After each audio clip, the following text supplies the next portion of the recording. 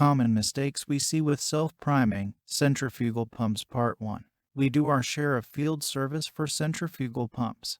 When we get there, we often see them being used beyond their specifications, and obviously that is when trouble strikes. If you boil all the problems down, they fall into 10 categories. I'll deal with the first 5 now, and we'll dive into the next 5 in a later post. Centrifugal pump mistake number 1: too much suction lift. Play it safe and don't force your pump to do more work than it has to. Otherwise, you are facing unnecessary downtime and additional repairs that could have been avoided. In many cases, when a pump goes down, the whole system goes down, so the cost of lost running time is much higher if you calculate the value of the whole system.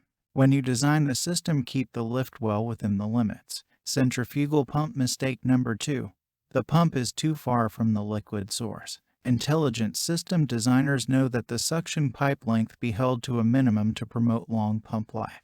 Every section of suction piping equates to a volume of air that must be removed when the pump starts.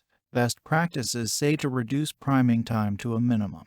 The literature recommends no more than 30 feet, but closer is definitely better. See what I said about suction lift and downtime. Centrifugal pump mistake number 3: leaks in the suction line.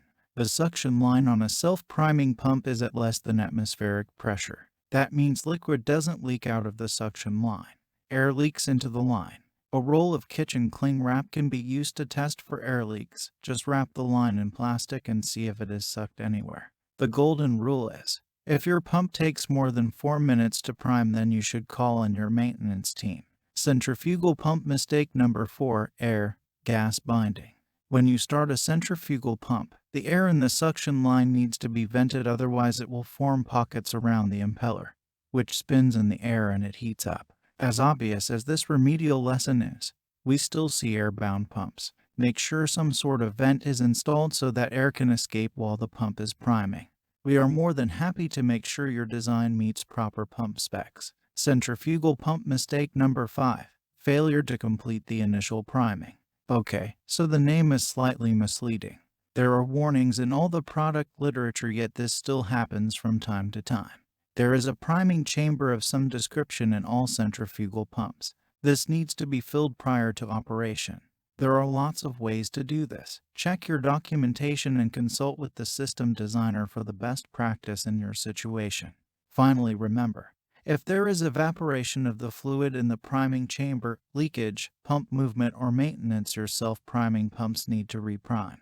Looking to install a new system with centrifugal pumps? Call 404-363-6000 or drop us a line at sales@pybarker.com, and the team at Pybarker can review your system or recommend the right pumps and make sure you won't have any trouble with pump performance. Or we can help you troubleshoot a problem system with you.